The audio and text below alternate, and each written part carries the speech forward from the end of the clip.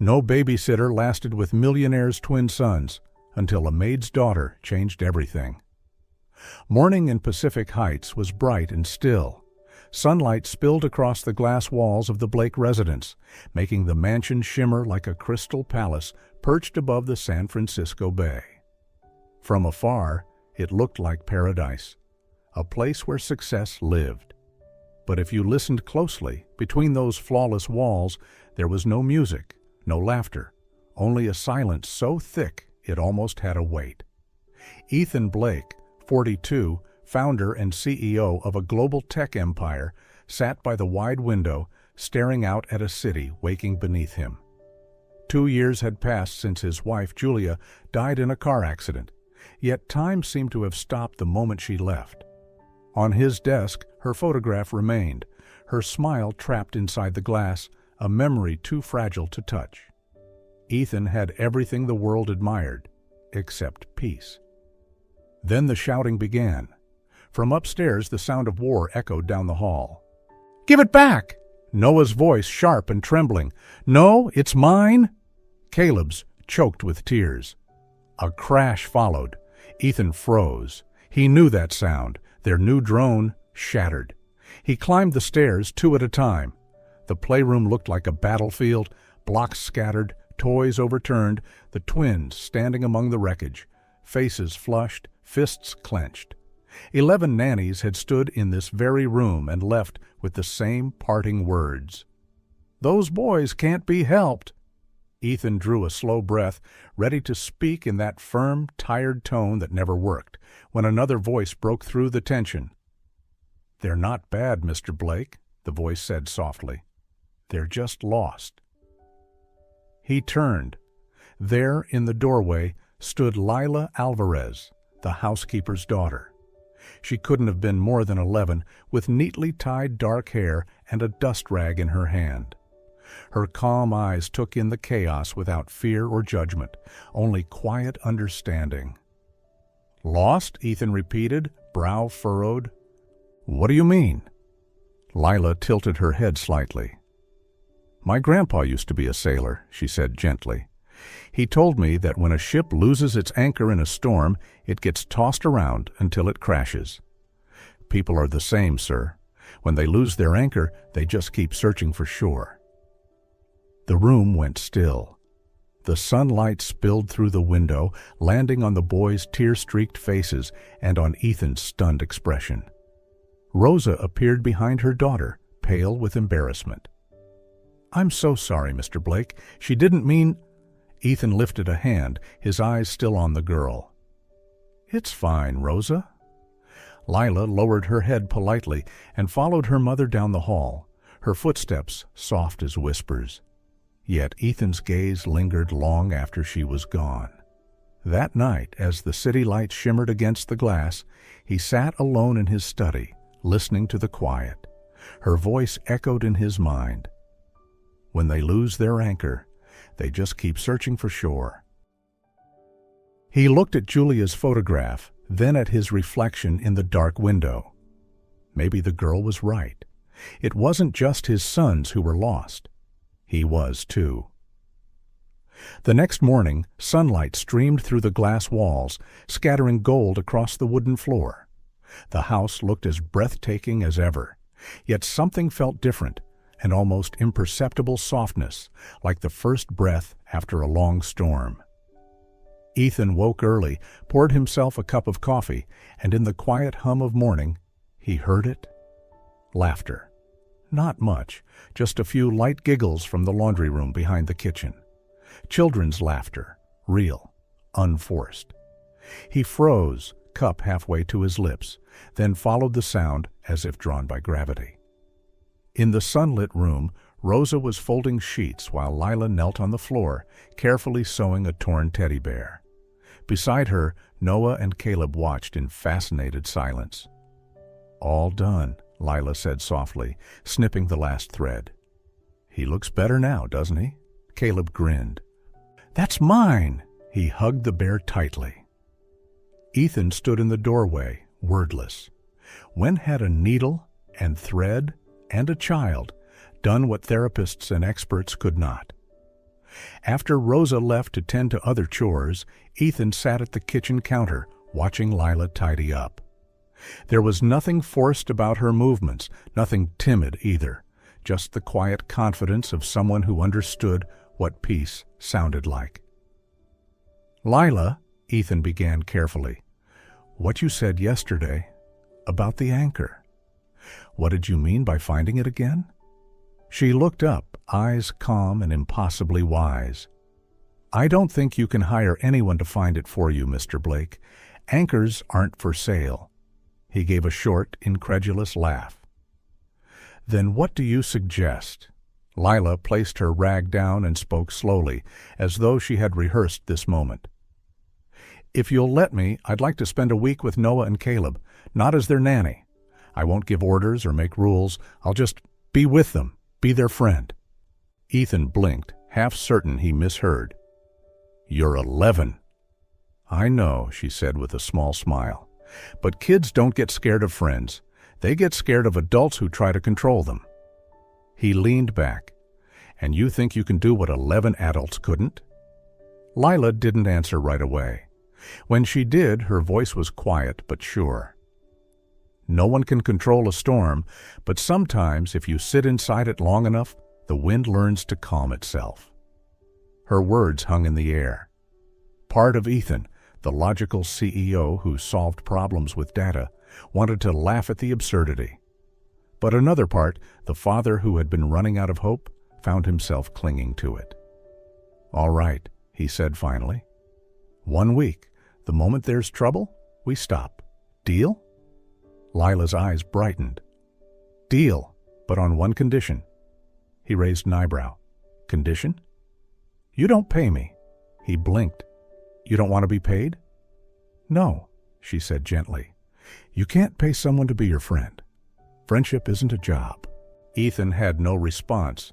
It had been a long time since anyone spoke to him so simply, so honestly. He nodded, half in surrender.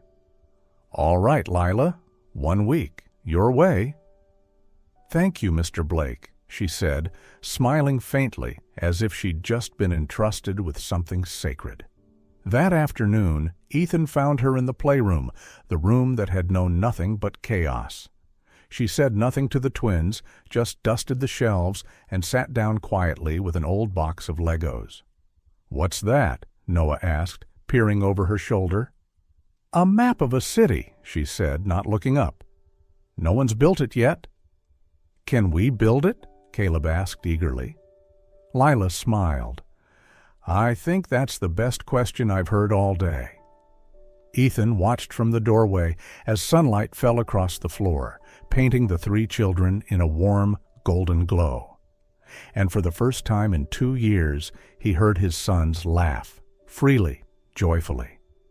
In that fragile, perfect moment, he realized that sometimes miracles don't arrive with thunder. Sometimes they begin with an odd little idea, whispered by an extraordinary child. The first day of the trial week began with an odd kind of calm.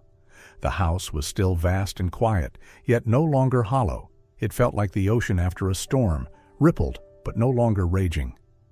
Ethan passed the living room, coffee in hand, on his way to his office when he heard the familiar chaos of the television upstairs.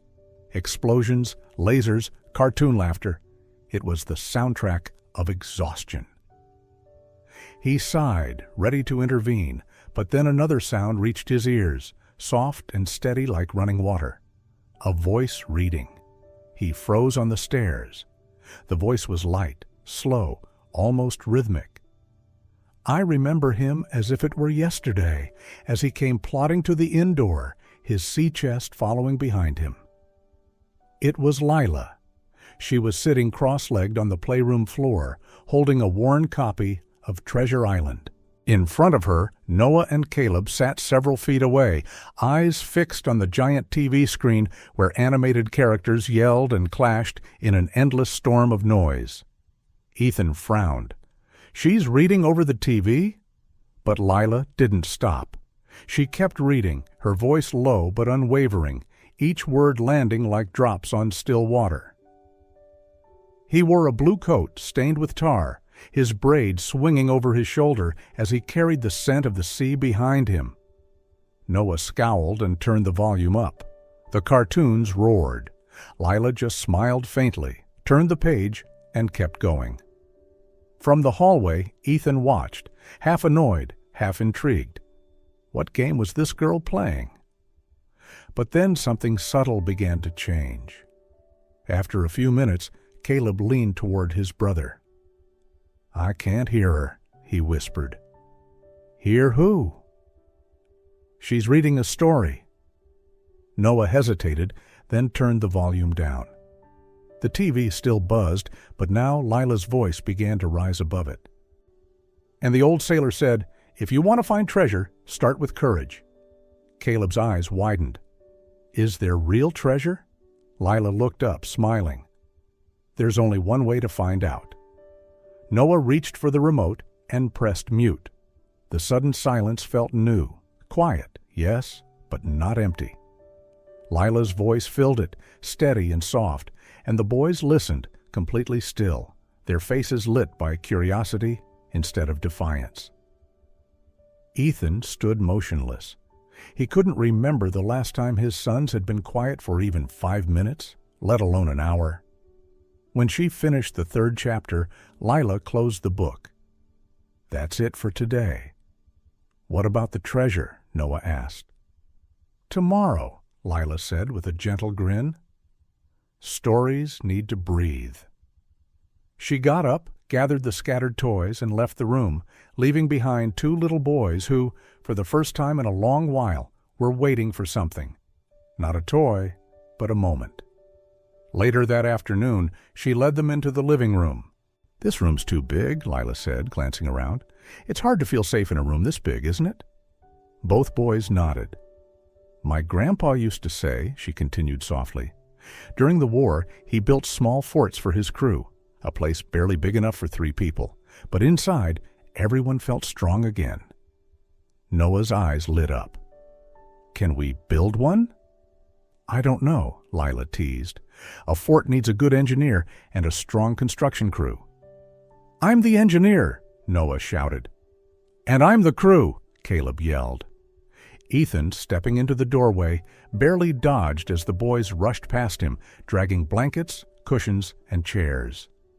The quiet mansion turned into a whirlwind of laughter and motion. Lila didn't command or correct. She simply sat cross-legged on the floor, steady as a lighthouse, helping only when a wall needed balance or a blanket needed straightening.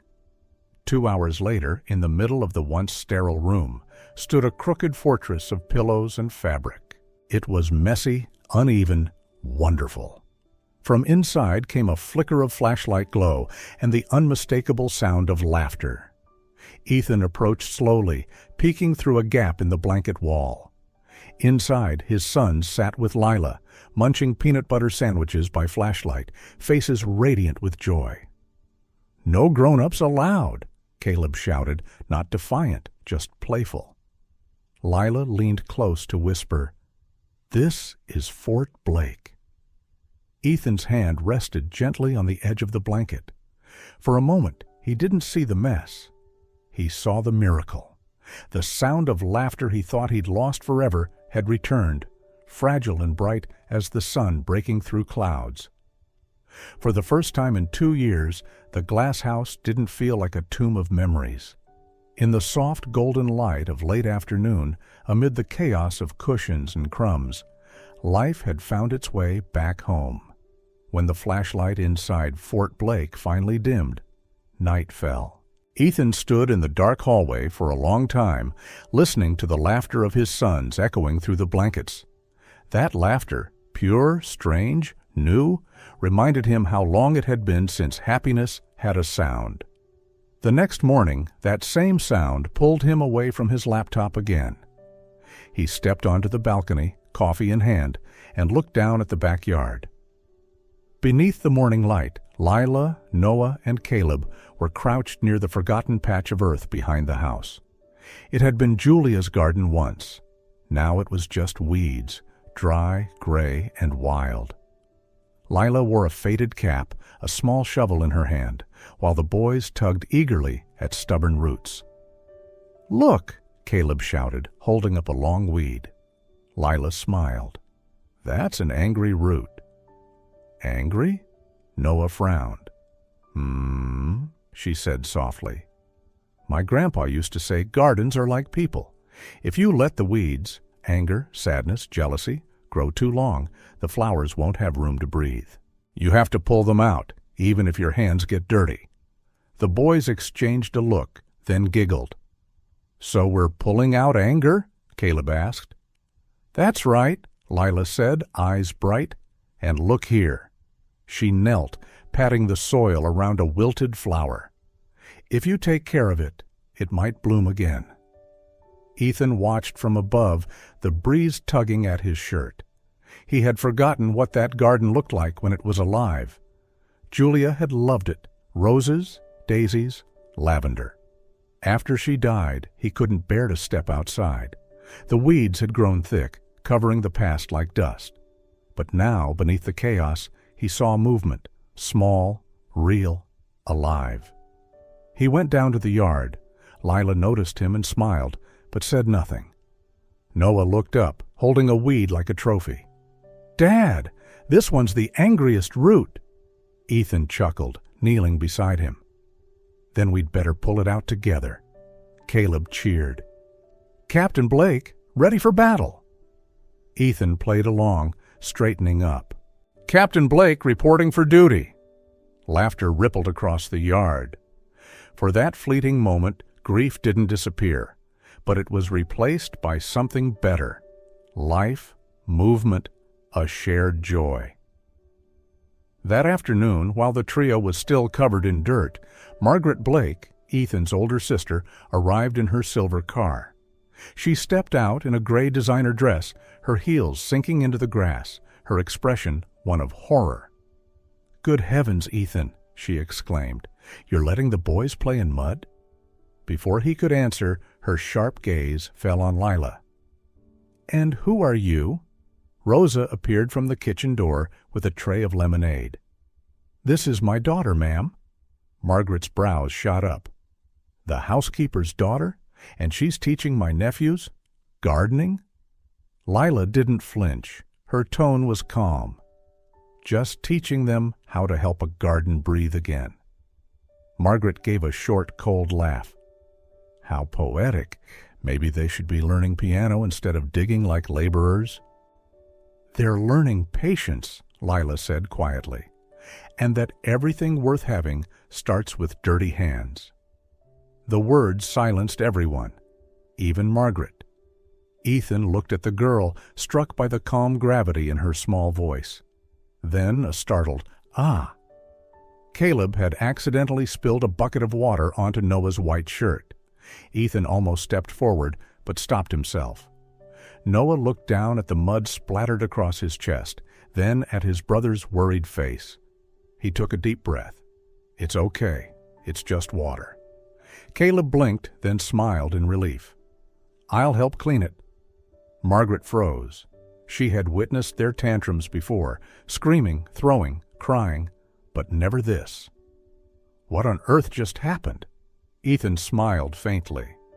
"They're just learning how to pull out their own weeds." Lila glanced up at him, sunlight caught in her eyes.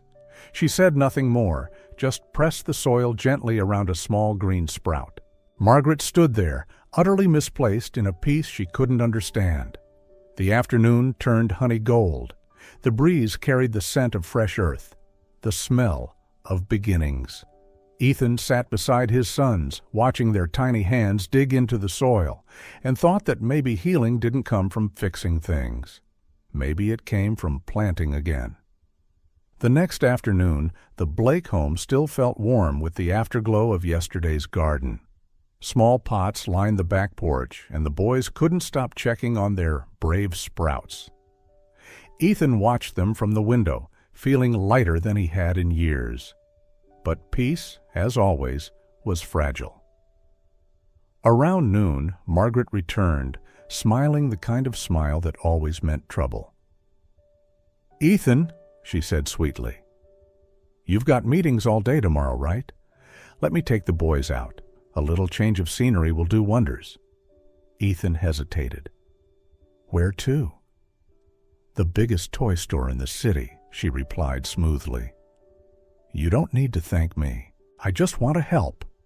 He glanced at Lila, who was clearing the table. She said nothing, but her eyes flickered with quiet worry. He understood. His sister's version of help was rarely innocent. The next morning, Margaret arrived dressed to conquer, the silk dress, the perfume, the flawless smile. "Come on, boys. Today's special." Lila stepped forward, holding her canvas hat. "I'll come too to help watch them." "Of course, dear," Margaret said, her tone sharp behind the sugar. "Consider it a learning experience in proper child-rearing." Ethan watched as the SUV rolled down the hill, unease tugging at him like an untied anchor. The toy store on Market Street was chaos in color, blinding lights, blaring music, children shrieking with joy. Noah and Caleb froze at the entrance, clutching the hem of Lila's shirt. Margaret spread her arms theatrically. "All right, boys, you each get to pick 3 toys. Anything you want. Auntie's paying." The twins stared at her, then at Lila, uncertain. She crouched down. "What do you think?" Noah shook his head. "Too many," Caleb whispered. "Too loud." Margaret gave a brittle laugh. "Strange children who don't like toys." Lila said nothing. She squeezed their hands gently and scanned the endless aisles. "My grandpa used to say the first thing you need on any battlefield is a map. Otherwise, you get lost." "Battlefield?" Noah blinked. "Mm-hmm. And this," Lila whispered, "is a battlefield of colors." The boys giggled. Lila leaned closer. "Let's make a plan. Choose something that makes you want to do, not just have," Noah thought. "I want to build a robot." Caleb hesitated, then said, "I want to paint, like it's real." "Perfect," Lila smiled. "Then our mission is clear: robot parts and art supplies." She led them past the noise to the quieter back aisles, the ones with gears, paintbrushes, and possibilities. Half an hour later, Noah clutched a small robotics kit filled with screws and circuits. Caleb held a box of acrylic paints and a clean white canvas. They hadn't picked the flashiest toys, but their eyes gleamed with purpose. When they reached the counter, Margaret stood waiting, arms crossed. "Just 2 tiny boxes?" "Enough for an entire summer," Lila said softly. Margaret laughed dryly. "Simple things for simple minds." Lila ignored her, bending down to whisper to the boys, "Real treasure isn't gold. It's what you build with your own hands." Ethan was waiting when they returned. As soon as the car stopped, Noah ran forward, clutching his box, Caleb with his canvas. "Dad, look, we're going to make something real." Ethan smiled. "Looks like we've got a robotics lab and an art studio right here at home." Margaret's smile tightened. "Adorable. The maid's daughter thinks joy comes from screws and paint." Ethan looked at Lila, then back at his sons, their faces glowing with excitement. "No," he said quietly. "Joy comes from choosing what you love, for the first time." Margaret fell silent, but her eyes darkened. Ethan knew that look. She hadn't lost. She was just planning the next move, the next storm. But for that evening, in the golden light of sunset, none of it mattered. The boys sat on the floor, one reading robot instructions, the other painting blue across a blank canvas. And between them, Lila smiled softly, her presence as calm and steady as the light drifting through the window. The next morning arrived soft and bright. When Lila stepped through the door, the house seemed to hold its breath, not with emptiness this time, but with a quiet that felt like mending. The next morning, when Lila entered the Blake mansion, no one spoke. Only the soft echo of her shoes filled the wooden hall, mingling with the faint sigh of a house learning to breathe again. Noah and Caleb ran toward her, stopping for a split second before throwing their arms around her. "You came back!" Caleb cried, his voice cracking. Lila smiled, her gaze flicking toward Ethan at the staircase. He said nothing, only nodded, but there was a softness in his eyes she hadn't seen before. Morning light streamed in through the tall windows. Lila sat at the table, opening the robotics kit while Noah watched anxiously. "I don't know where to start," he said, torn between fear and curiosity. Lila placed her hand on the table. "My grandpa used to say, when you want to build something big, don't look at the whole castle. Start with one brick. For this robot, that brick is the first screw." She handed him the screwdriver. "Make it tight, Noah. A strong beginning matters more than anything." He took a deep breath, turning the tiny screw. His hands trembled, but his focus didn't waver. With each turn, his eyes brightened, a small boy rebuilding his confidence one screw at a time. Lila didn't guide or correct. She simply stayed beside him, her presence steady, her trust unwavering. From across the room, Ethan paused his work to watch. For the first time, he understood what he had missed all along. Lila didn't teach with instructions. She taught by believing. That afternoon, Lila spread a white cloth on the floor and placed a box of paints before Caleb. "Where do I start?" he asked, clutching the brush like it might bite him. She smiled. "Every painting begins with a brave stroke." "Brave?" he asked. "Yes," she said softly. "It takes courage to change a blank canvas. But if you never make that first mark, there will never be a painting." Caleb dipped his brush into bright yellow paint and, after a hesitant pause, swept it across the canvas. A streak of sunlight bloomed. He gasped. "I did it." "You did," she said warmly, "because you were brave enough to begin." Ethan stood in the doorway, silent. One child turning screws, the other painting sunlight, and he saw it then, so clearly. They were never broken, just lost. And somehow, this quiet girl had shown them the way home. When the painting began to dry, Lila turned to him. "Mr. Blake," she said softly, "I can't be their anchor." He frowned slightly. "What do you mean?" "They don't need a new captain," she said. "The only one they need is their father, the one who will stay when the storm comes. I can show the way, but only you can keep the ship from drifting." The words landed like truth too simple to deny. Ethan's chest tightened. For 2 years, he had been standing on the shore, watching his sons drift away, calling orders instead of stepping aboard. She was right. He had never really stayed. He took a slow breath, then walked to Noah and knelt beside him.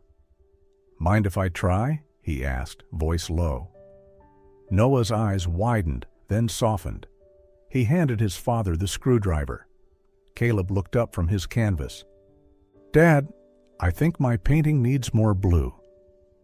"Then add it," Ethan smiled faintly. "I'll help." For the first time in years, he didn't hide behind work or grief. He stayed on the floor, surrounded by screws and paint, helping his sons build and color their little world. 2 days passed like a sigh. The robot finally walked 3 wobbly steps before collapsing, and everyone laughed. The painting was finished too, a bright garden with a single brave rose blooming in the center. On the last afternoon, golden light spilled through the glass walls. Lila packed her things and said quietly, "A harbor is a place you leave from, but also the place you return to. I think they've found theirs now." Ethan stood, hesitating. "Lila," he said slowly, "let me do something for you. I can pay off your mother's mortgage, set up a college fund, even hire you as a family consultant." She turned, her eyes catching the warm glow of dusk. "You don't need to buy love, Mr. Blake. You just need to open your eyes," he exhaled softly.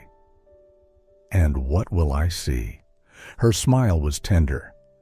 "That the richest man in the world isn't the one with the most money, but the one with the strongest anchor." She walked away, sunlight glinting on her hair. Ethan watched her go, quietly. Inside him, something fragile had mended, not perfectly, but truthfully, and maybe that was what healing was supposed to be. The next morning, San Francisco woke under a pale spring sun. Ethan rose earlier than usual. Instead of his tailored suit and morning rush to the office, he slipped on an old t-shirt, wrapped a scarf around his neck, and called out, "Noah, Caleb, outside, boys." They came running, sleepy-eyed, only to stop short at the sight of their father standing in the yard, surrounded by bags of soil, rose bushes, and a brand-new shovel. "Dad, what are you doing?" Caleb asked. Ethan smiled, steady and soft. "I think it's time we rebuild the garden." The backyard was as flawless as always, trimmed even, lifelessly perfect. Ethan studied it for a long moment before sinking the shovel into the earth. Dirt flew, damp and heavy, carrying the scent of rain and salt. "When your mom and I first moved here," he said, "I wanted everything perfect, no weeds, no cracks, but I forgot that things without flaws don't have souls." The boys exchanged a look, then picked up their own shovels. Clumsy, messy, determined. The morning sun climbed higher. Shirts were streaked with mud. Laughter filled the air. Ethan looked at them and felt, for the first time, something like freedom. Not the freedom of wealth or power, but the kind that only comes when your heart is finally alive. By afternoon, they sat together in the dirt. The new rose bushes leaned crookedly, their leaves still dusted with soil. "It's messy," Noah said, wiping his forehead. Ethan nodded. "Yes, but it's ours." A few weeks later, the first buds bloomed. In the mailbox outside her small home, Lila found a brown paper parcel. Inside was a soft leather notebook, aged but polished, with a handwritten note on the first page. "Thank you for teaching me that the greatest treasure isn't inside the castle, but in the garden behind it." She smiled, ran her fingers over the blank pages, then looked out the window where potted roses reached for the sun. Sometimes, she thought, the truest reward isn't money or promises. It's watching something you planted grow into someone else's happiness. 6 months later, winter draped the city in white. Inside the glass mansion, the fireplace glowed orange, and laughter filled the air.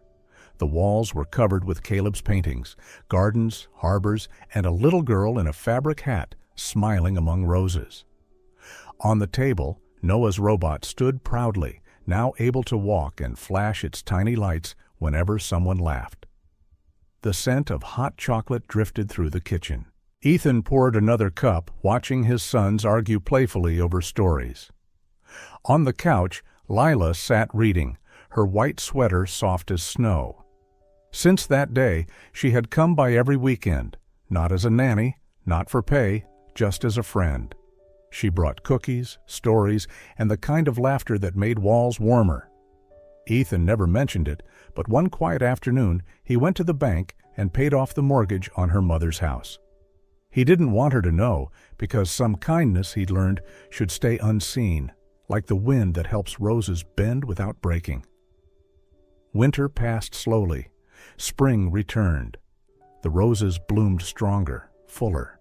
The house no longer felt like a museum of grief. It had become a home. There were paint stains on the walls, cookies burned at the edges, music floating through the evenings. Ethan stood on the balcony, watching his sons water the garden below, listening to Lila's laughter from the porch. In his chest, something settled, a quiet anchor, not made of steel, but of love. From the anchor of one small girl, the Blake family had learned how to anchor their own hearts, and the house at last was silent no more.